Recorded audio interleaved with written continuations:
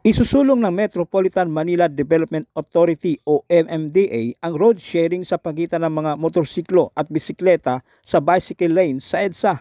Ayon kay MMDA Acting Chairman Attorney Don Artes, nagsasagawa na sila ng paunang pag-aaral na nakatutok sa posibilidad na gawing shared lane ito para sa motorsiklo at bisikleta. Magkakaroon ng stakeholders meeting sa Agosto 29 na dadaluhan ng mga grupo ng mga siklista at motorcycle riders para pag-usapan ang panukala. Inamin ni Artes ang mga hamon sa EDSA tulad ng malaking bilang ng mga motorsiklo. Sa datos ng kanilang MMDA Traffic Engineering Center nitong Hulyo 17, nasa 165,000 motorcycle units ang tinatayang dumaraan sa EDSA kada araw.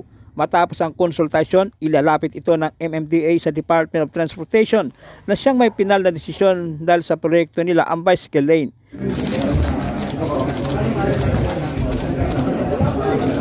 Wala na lang talaga sila dumadaan.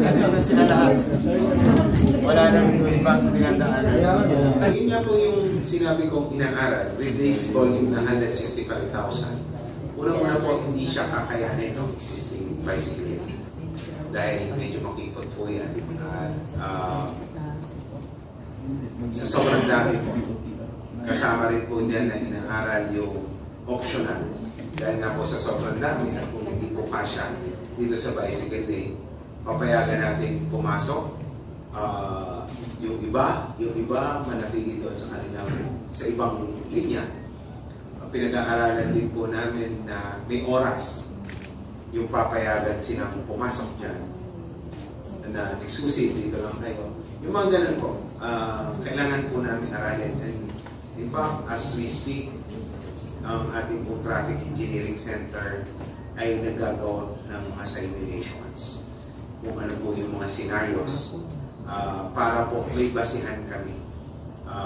At yan po ay ipresenta namin sa meeting na po sa August 29 para ma-discuss extensively ng mga stakeholders at makuha rin yung input sila bago tayo gumawa ng rekomendasyon sa DOTR na siya may final say dito po sa polisiya na ito. Limitation namin. Una-una, sinasabi nyo nga, alam nyo na para sa bike lane lang yan. So, alam po ng lahat na para sa bike lane yan. So, dapat po hindi naman magalit sa amin yung nagmumotor kung i-enforce namin yung restriction sa paggamit na lane na yan na ayon sa batas. Pangalawa nyo sa traffic, talaga pong sobrang dami ng sasakyan. At kulang na po yung ating lansangan sa dami ng sasakyan.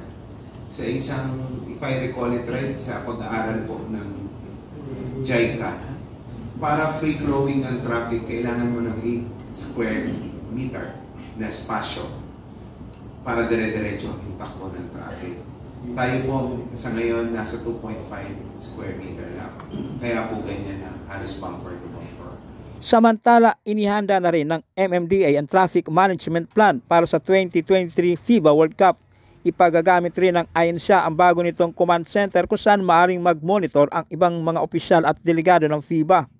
Sinuspindi muna ng MMDA ang roadworks at shopping mall sales sa Metro Manila bilang paghahanda sa FIBA.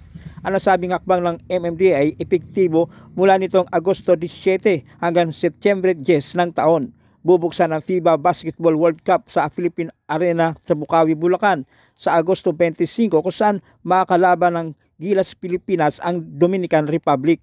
Bukod sa Philippine Arena, magsisilbering venue ang Mall of Asia Arena sa Pasay City at Araneta Coliseum sa Cubao, Quezon City.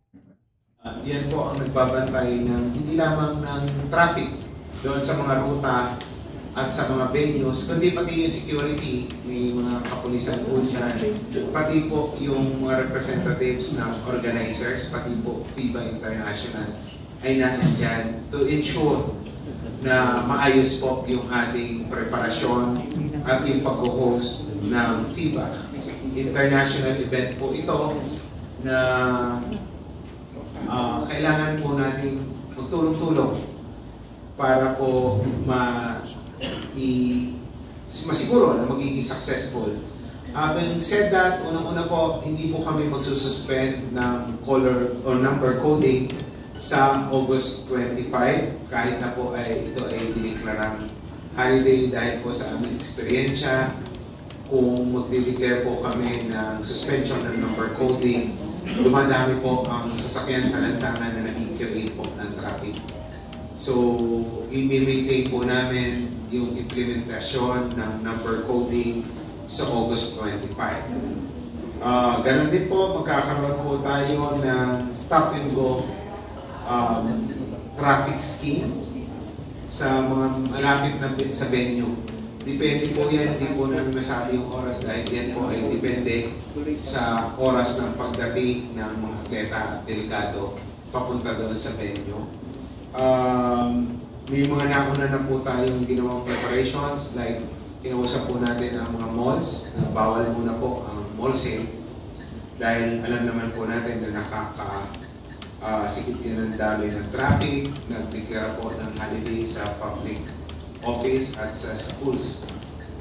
Malacanang, nag-moratorium din po tayo sa paggawa ng mga lansangan, yung mga major. Pumayag po tayo doon sa mga ilan na mga patchwork na mabilis gawin at sa gabi lamang po, between 10 p.m. to 5 a.m. Pero